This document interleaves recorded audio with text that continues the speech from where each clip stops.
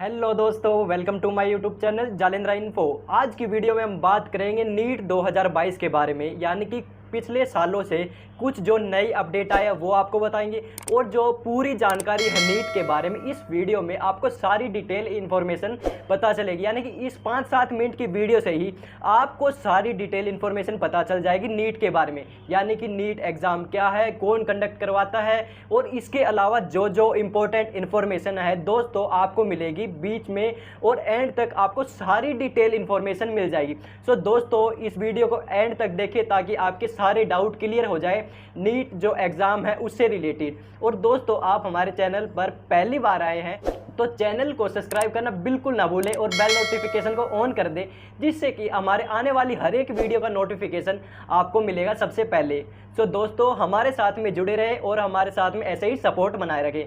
तो सबसे पहले हम देखें नीट एग्ज़ाम क्या है। नीट एक नेशनल लेवल का एग्ज़ाम है, यानी कि national eligibility cum entrance test, जो कि एनटीए कंडक्ट करवाती है। एनटीए क्या है? National testing agency.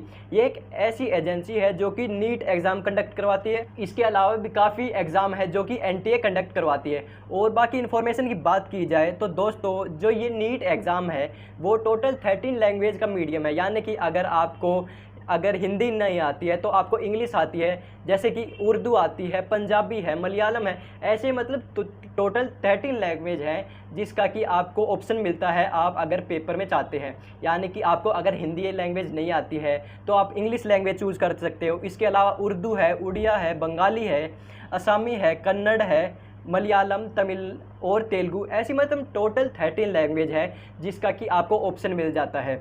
और इसके अलावा बात की जाए तो क्वेश्चन की, यानी कि किस टाइप से मतलब कितने क्वेश्चन आते हैं, 200 क्वेश्चन आते हैं इसमें।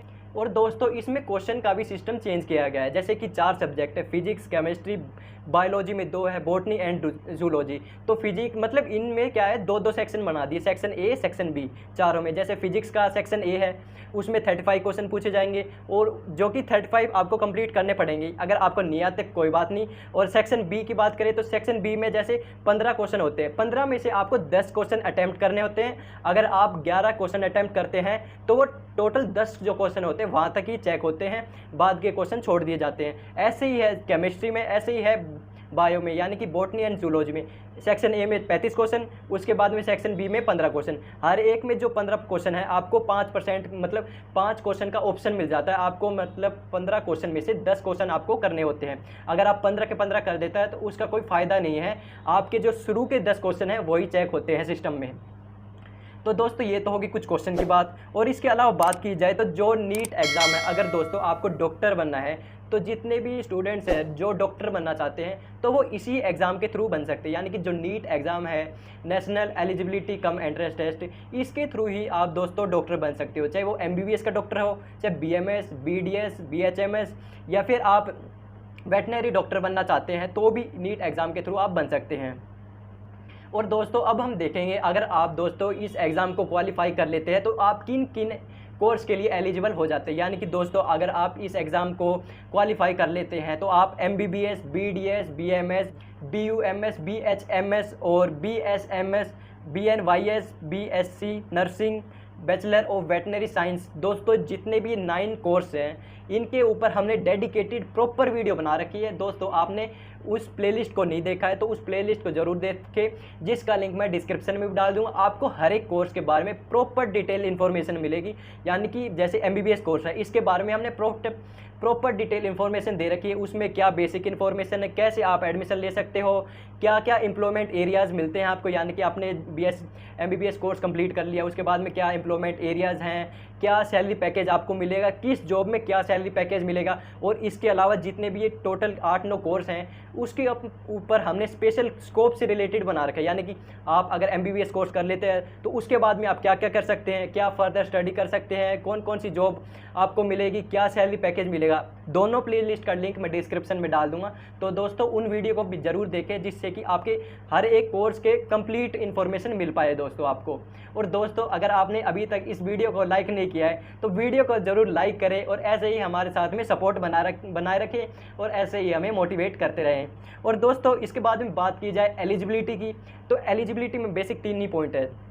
तो सबसे पहले आपकी जो एज है मिनिमम वो 17 ईयर होनी ज़रूरी है। अगर आपकी 17 ईयर से एक भी दिन कम है तो आप इस एग्ज़ाम को नहीं दे सकते। बेसिकली बात की जाए तो आपकी जो मिनिमम एज है वो 17 ईयर होनी चाहिए। और अगर आप ये पूछना चाहते हैं कि अपर एज क्या है, यानी कि कितनी उम्र तक के इस एग्ज़ाम को दे सकते हैं, यानी कि इसमें अपर एज कोई भी नहीं है। यानी कि आप कितने भी साल के हैं, 30 साल, 35 साल, 40 साल, कोई भी इस एग्ज़ाम को दे सकता है, ना ही लिमिट है। यानी कि आप कितनी बार भी इस एग्ज़ाम को दे सकते हैं। बहुत ज़्यादा फ़ायदा ये है, यानी कि कईयों में क्या होता है 2 बार 3 बार यही अटैम्प्ट मिलते हैं, पर इसमें कोई भी लिमिट नहीं है। ये बहुत ही ज़्यादा बड़ा बेनिफिट आपको मिलता है। और उसके बाद में बात की जाए एजुकेशन क्वालिफ़िकेशन की क्या है, यानी कि अगर आप इस एग्ज़ाम को देना चाहते हैं तो दोस्तों आपके पास में पीसीबी सब्जेक्ट होने चाहिए। पीसीबी बोले तो physics, chemistry and biology. Biology में 2 सब्जेक्ट जो होते हैं, बॉटनी है, जूलॉजी। तो दोस्तों ये आपके 3 सब्जेक्ट होने ज़रूरी हैं। और उसके बाद में बात की जाए तो आपके जो 12th के मार्क्स है वो मिनिमम 50% होने चाहिए। अगर आप जनरल कैटेगरी में आते हैं, यानी कि अनरिजर्व्ड कैटेगरी में आते हैं, तो 50% होने चाहिए। और जो जिनका रिजर्वेशन है उनका रिलैक्सेशन दिया गया है इसमें। और उसके बाद में बात की जाए तो नीट एग्ज़ाम है, उसका पैटर्न क्या है, यानी कि अब जो मैं पैटर्न बताऊंगा उसको आपको ध्यान से सुनना है, क्योंकि पहले कुछ एग्ज़ाम यानी कि जो एग्ज़ाम होता था इसका पैटर्न अलग होता था, पर फिलहाल में इसका पैटर्न कुछ चेंज किया गया है। ये चीज़ें आपको ध्यान में रखनी है। तो नीट एग्ज़ाम की बात की जाए तो यानी कि पैटर्न की बात की जाए तो question paper is conducted in 13 language, यानी कि जो मैंने पहले बता दिया तो 13 लैंग्वेज का ऑप्शन मिलता है आपको। उसके बाद में बात की जाए तो ये जो पेपर है वो ऑनलाइन कंडक्ट नहीं करवाया जाता, ये पेपर ऑफलाइन कंडक्ट करवाया जाता है। और नंबर ऑफ़ क्वेश्चन की बात की जाए तो 200 क्वेश्चन आपसे पूछे जाते हैं। पहले तो क्या होता था कि 180 क्वेश्चन पूछे जाते थे, जिसमें आपको 180 क्वेश्चन अटैम्प्ट करने थे। पर अब क्या है कि 200 क्वेश्चन आपसे पूछे जाते हैं, जिसमें से आपको 180 क्वेश्चन अटैम्प्ट करने होते हैं, जो कि मैंने आपको पहले बताया था। जो सेक्शन बी में 15-15 क्वेश्चन दे रखे हैं उसमें से आपको 10-10 क्वेश्चन अटैम्प्ट करने होते हैं। तो मतलब टोटल 20 क्वेश्चन का आपको एज अ ऑप्शन मिल जाता है। ये बहुत ही ज़्यादा बेनिफिट का काम है इसमें। और उसके बाद में मार्किंग सिस्टम की बात की जाए तो मार्किंग सिस्टम में आपको ध्यान रखा है कि इसमें नेगेटिव मार्किंग भी होती है, यानी कि हर एक क्वेश्चन पर आपको, अगर आपका एक क्वेश्चन ठीक होता है तो आपके 4 नंबर बन जाते हैं, और अगर आप किसी भी क्वेश्चन को गलत कर देते हैं तो आपकी -1 डिडक्ट किए जाते हैं, यानी कि इसमें नेगेटिव मार्किंग भी है।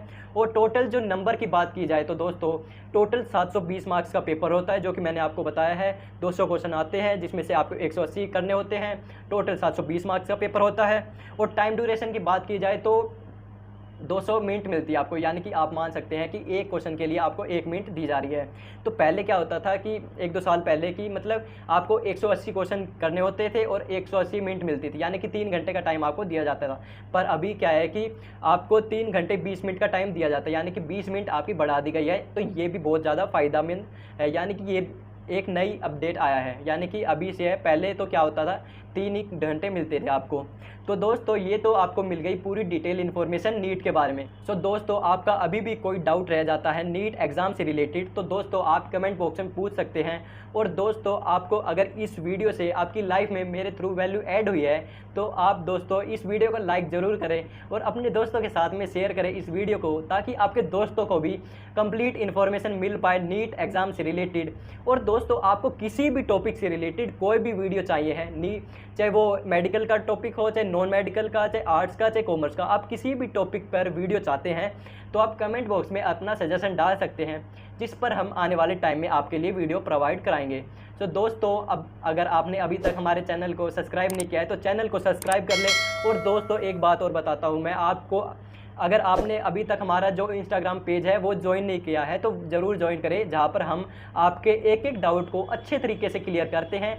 तो जिसका लिंक मैं डिस्क्रिप्शन में डाल दूंगा, वहाँ से जाकर हमारे इंस्टाग्राम पेज को भी ज्वाइन कर सकते हैं, जिस पर हम आपके एक एक डाउट को अच्छे तरीके से क्लियर करेंगे।